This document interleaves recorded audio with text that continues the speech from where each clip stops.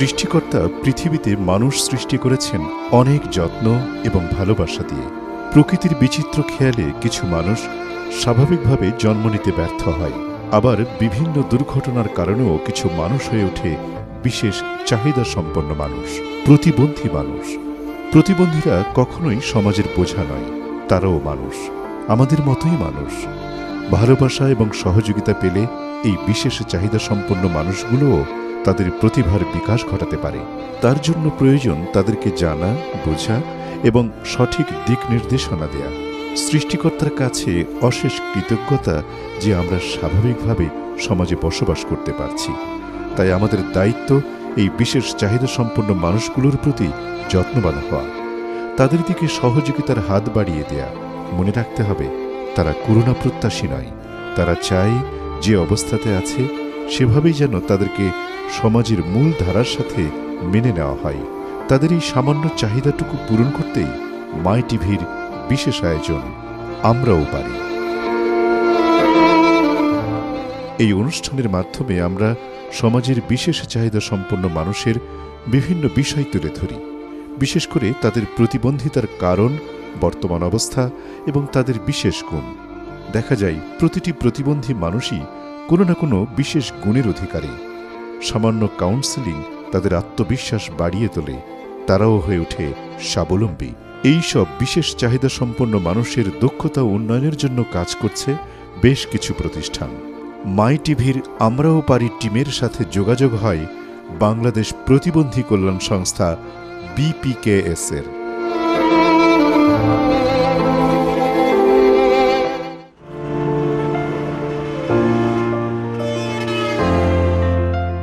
BPKS মারফত পাওয়া তথ্য অনুযায়ী মাই টিভির আমরাও পারি টিম ময়মনসিংহ জেলার ভালুকা উপজেলায় পৌঁছে যায়। ভালুকার ভরাডুবা ক্লাব বাজার সংলগ্ন DPOD নামক সংস্থাটি নিরলসভাবে প্রতিবন্ধীদের জীবনমান উন্নয়নে এবং তাদের দক্ষতা বৃদ্ধিতে কাজ করে চলেছে। এই সংগঠনটি মূলত প্রতিবন্ধী ব্যক্তিদের অধিকার নিয়ে কাজ করে। 2004 সালে সংগঠনটি সরকারি নিবন্ধন লাভ করে। এখন বর্তমানে সরকারে নিবন্ধিত হয়ে আমরা সমগ্র ভালুকা উপজেলায় আমাদের কার্যক্রম পরিচালনা করছি। আমরা মূলত BPKS-এর সহযোগিতায় কাজ করি। এছাড়াও আমরা বিভিন্ন দাতা সংস্থার সহযোগিতাও আমরা প্রতিবন্ধী ব্যক্তিদের উন্নয়নে কাজ করি। আমরা প্রতিবন্ধী ব্যক্তিদের দক্ষতা উন্নয়ন ট্রেনিং, তাদের কম্পিউটার, তাদের দর্জি, তাদের মোবাইল সার্ভিসিং, তাদের দোকান, বিভিন্ন ধরনের স্কিল ডেভেলপ, এবং বর্তমানে আমরা প্রতিবন্ধী ব্যক্তিদের জন্য ডিজিটাল প্ল্যাটফর্মে বিজনেস করে তাদের জন্য আমরা বর্তমানে আমাদের এই সংগঠন কাজ করছে। তো আমাদের প্রায় 1400-র মতো প্রতিবন্ধী রয়েছে। আমরা তাদেরকে বিভিন্নভাবে সেবা দেওয়ার জন্য চেষ্টা করছি। এছাড়াও আমরা প্রতিবন্ধী ব্যক্তিদের কর্মসংস্থানের জন্য আমরা বিভিন্ন নিয়োগদাতা প্রতিষ্ঠানের সাথেও আমরা কাজ করছি। আমাদের লক্ষ্য যে কোনো প্রতিবন্ধী কর্মহীন থাকবে না, সকল প্রতিবন্ধী তাদের যোগ্যতা অনুযায়ী কাজ করবে। আমাদের এবারের বিশেষ চাহিদা সম্পন্ন ব্যক্তিটির নাম নবী হোসেন।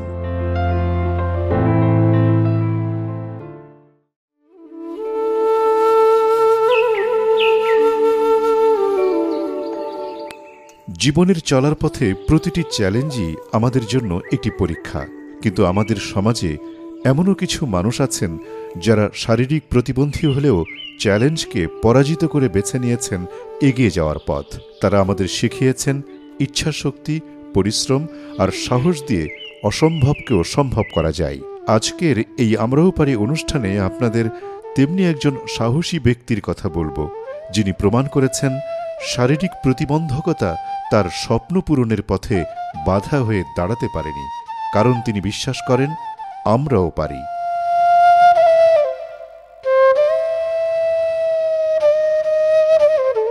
জীবনের শুরু থেকেই লড়াইয়ের আরেক নাম নবী হোসেন। ময়মনসিংহের এক ছোট্ট গ্রামে এই মানুষটির জন্ম।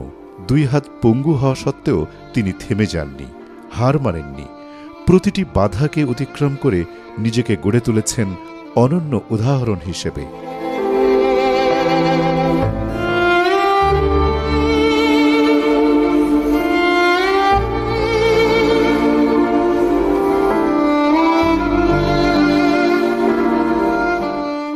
আমার জন্ম হতেই দুহাত পঙ্গু, আমি হাত দিয়ে কোনো কিছু করতে পারি না। আমি পায়ের মাধ্যমে পড়ালেখা করছি। আমি এই পর্যন্ত মানে বিএসসি অনার্স কমপ্লিট করছি। যা কিছু করার আমি সম্পূর্ণ কিছু পায়ের মাধ্যমে করি। বর্তমানে আমি ছাত্র পড়াই। পায়ের মাধ্যমেই আমার সম্পূর্ণ কাজ, খাওয়া দাওয়া, কাপড় চোপড় পরা, গোসল করা, বিভিন্ন কিছু যা কিছু করা সম্পূর্ণ আমি পায়ের মাধ্যমেই করি। একটা শিশু, বাচ্চা মানুষ যখন সে হাত দিয়ে প্র্যাকটিস করে, তখন আমি হাত দিয়া না করে, আমি ওসব না পেরে আমি পায়ের মাধ্যমেই আমি সব কিছু প্র্যাকটিস করেছিলাম। অসুস্থ অবস্থায় হাত দিয়ে আমি কোনো কিছু করতে পারতাম না। যা কিছু করতাম তখন পায়েতে আমি শুরু করছি। ওইখান থেকে আমি আস্তে আস্তে আস্তে আস্তে লেখা প্র্যাকটিস শুরু করলাম। আর আমি এই পর্যন্ত অনার্স কমপ্লিট করেছি। বিবিকেজের মাধ্যমে আমি অনেক সহযোগিতা করেছি। আমি যখন পঞ্চম শ্রেণীতে পড়ি 2005 সালে, তখন থেকে আমি বিবিকেজের মাধ্যমে আমি সম্পৃক্ত।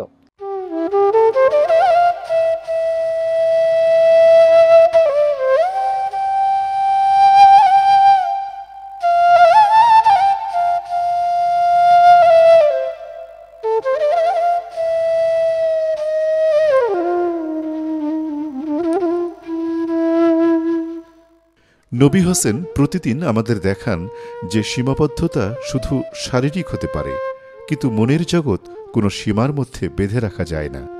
তিনি তার দুই পায়ের সাহায্যে যা করেন তা আমাদের কাছে এক বিস্ময়। লেখালেখি, বই পড়া, খাওয়া দাওয়া, এমনকি ল্যাপটপ চালানো সবই তার দুই পায়ের মাধ্যমে করেন।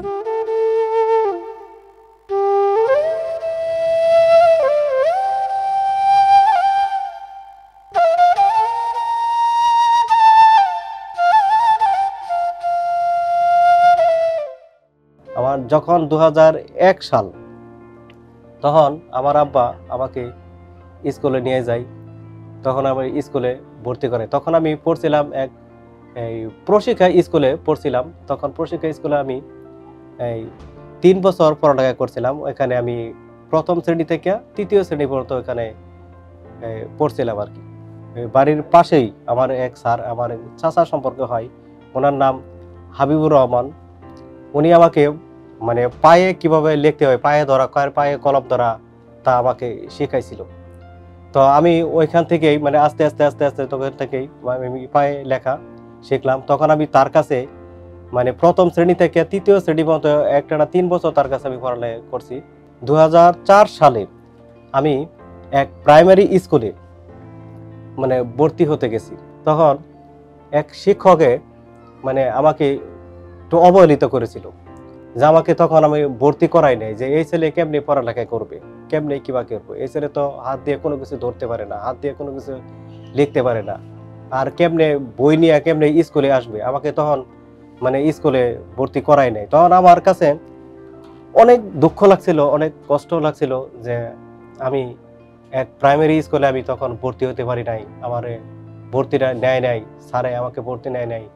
তখন আমিও অনেক কষ্টে আমি তখন স্কুল থেকে এসে বললাম, তখন আমার অনেক খারাপ লাগলো, অনেক কষ্ট লাগলো। তখন আমি আমার বাবারে বলছিলাম যে আব্বা, আমরা যে আগে যে একসাথে যে 3 বছর যে পড়ালেখা করছি, তে আমার 2 জন বন্ধু ওই স্কুলে ভর্তি হয়েছে, এই বড়ডোবা প্রাইমারি স্কুলে ভর্তি হয়েছে, আমি বড়ডোবা প্রাইমারি স্কুলে পড়বো। তখন আমার আব্বা বলছে ঠিক আছে, তাহলে তোমাকে আমি কালকে বড়ডোবা প্রাইমারি স্কুলে নিয়ে যাবো, ওইখানে তোমাকে ভর্তি করে দিব। তখন আমি যখন ওই স্কুলে যাই, আমি আমার আব্বার সাথে যাই, তখন আমার এই যে হেড সার্জার ছিল, আমি সালাম দিলাম, ভালো মন্দ জিজ্ঞাইলাম। তখন স্যারে আমাকে মানে বিস্তারিত অনেক কিছু জিজ্ঞাসা করা শুরু করলো। আচ্ছা, জিজ্ঞাসা করা শুরু করলো, তখন আমি বিস্তারিত শুরু করলাম, বিস্তারিত বললাম। তখন স্যারে আমার পায়ে লেখাও দেখলো, আমি পায়ে লিখে দিলাম। তখন স্যারে আমাকে খুশিতে একদম বিনামূল্যে 2 বছর আমাকে ওই প্রাইমারি স্কুলে আমাকে ওই হেড স্যারে ওই সময় আমাকে পড়াইছিল।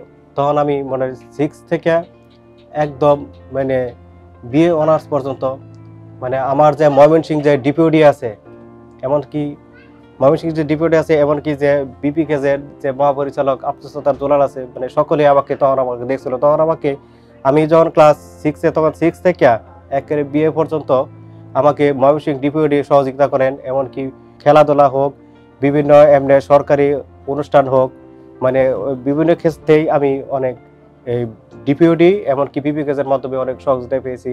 দেখো শরতে অলি, অলি ঘুরে ফুলে ফুলে, লেখো অলি ঘুরে ফুরে ফুরে। তারপর লিখো সরায়া, লেখো সরাইতে কি আম, হ্যাঁ লেখো আম। আম হচ্ছে কি ফলের রাজা, লেখো হ্যাঁ। মাগো আমি পড়ব নামাজ, মাগো আমি পড়ব নামাজ, উঠব সকাল বেলা। উঠব সকাল বেলা। নবী হোসেন শারীরিক সীমাবদ্ধতা নিয়ে জন্মেছিলেন, কিন্তু তার মনের শক্তি ছিল সীমাহীন। অনেক কষ্ট আর বাধা সত্ত্বেও তিনি বিএসসি অনার্স পর্যন্ত পড়াশোনা শেষ করেছেন।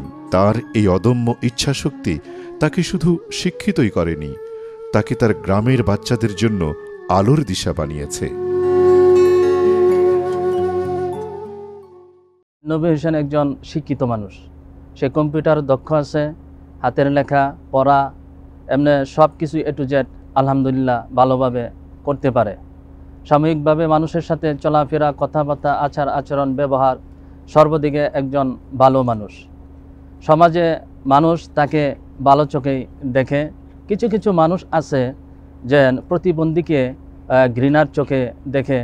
হয়তো নবী হোসেন প্রতিবন্ধী, একটা দিকে দুর্বল, কিন্তু আমাদের মাঝে সে দুর্বল নয়। আমরা যদি তাকে ভালোবাসি, তাকে প্রতিবেশী হিসাবে তাকে কাছে টানি, মন থেকে ঘৃণা না করি, তাহলে সমাজে যে সমস্ত প্রতিবন্ধীরা আছে তারা হয়তো সমাজে ভালোভাবে বাঁচতে পারবে, উঁচু মাথা হিসাবে দাঁড়াইতে পারবে। মা মারা যাওয়ার পরপরই তার বন্ধু বান্ধব এবং আমরা পরিবারে যারা আছি আমরা সবাই তার মানে সেবা করার, যতটুকু সেবা দেওয়ার মানে যথেষ্ট সাধ্য মোতাবেক আমরা তার সেবা পরিচর্যা করে আসছি। ওর মনের দিকটাও আমি বলবো খুবই ভালো মনের মানুষ। আজও পর্যন্ত তার ভিতরে আমি দেখি নাই যে ছোটো মনের মানুষ, তা না। সে সবসময় তার নিজেকে সবসময় বড় ভাবছে, বড় মনে করছে এবং ফ্রেন্ডলি স্বাভাবিক বন্ধু বান্ধবের মতো আমরা চলাফেরা করছি, একসাথে ট্যুর দিছি। এবং তার যে মন মানসিকতা, আমার বিশ্বাস সে আরও এগিয়ে যেতে পারবে যদি আমরা সাধারণত সরকারিভাবে যদি আরও বিভিন্ন যারা উপরের মাধ্যমে যারা আছেন তারা যদি নবী হোসেনকে সাপোর্ট দেয়, মেন্টালি সাপোর্ট কিংবা ফিনান্সিয়াল সাপোর্ট দেয়, অবশ্যই নবী ইন ফিউচার অনেক কিছু হতে পারবে, এটা আমার ধারণা। নবী হোসেন প্রতিদিন আমাদের দেখান যে সীমাবদ্ধতা শুধু শারীরিক হতে পারে, কিন্তু মনের জগৎ কোনো সীমার মধ্যে বেঁধে রাখা যায় না।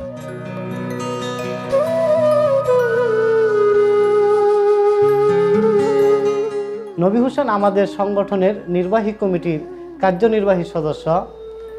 উনার দুটো হাত নেই, উনি পা দিয়ে সকল কাজ, তার দৈনন্দিন জীবনের সকল কাজ সে পা দিয়ে করে থাকে। প্রাইমারি স্কুল থেকে শুরু করে হাই স্কুল, তারপর এখন অনার্স মাস্টার্স কমপ্লিট করেছে পা দিয়ে লেখে। তার পিছনে ময়মনসিংহ ডিপিউডি এবং বিপিকিএস প্রত্যক্ষ এবং পরোক্ষভাবে তাকে সহযোগিতা করেছে।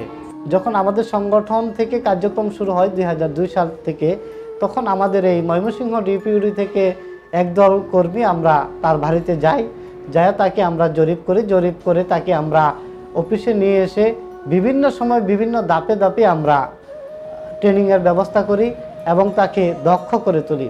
আমরা আশা করব প্রতিবন্ধী ব্যক্তিদের উন্নয়নে আমরা আরও বেশি অবদান রাখতে পারব। নবী হোসেন আমাদের কাছে শুধুমাত্র একজন শারীরিক প্রতিবন্ধী নন, তিনি এক অনুপ্রেরণা। তার জীবন প্রমাণ করে ইচ্ছাশক্তি আর অধ্যবসায় থাকলে কোনো কিছুই অসম্ভব নয়। নবী হোসেনের গল্প কেবল তার নিজের নয়, এটি আমাদের সবার জন্য একটি শিক্ষা। সাহস, ধৈর্য আর ইচ্ছাশক্তি দিয়ে জীবনকে বদলে দেয়া যায়। তাই আমরা সবাই বলতে চাই, আমরাও পারি।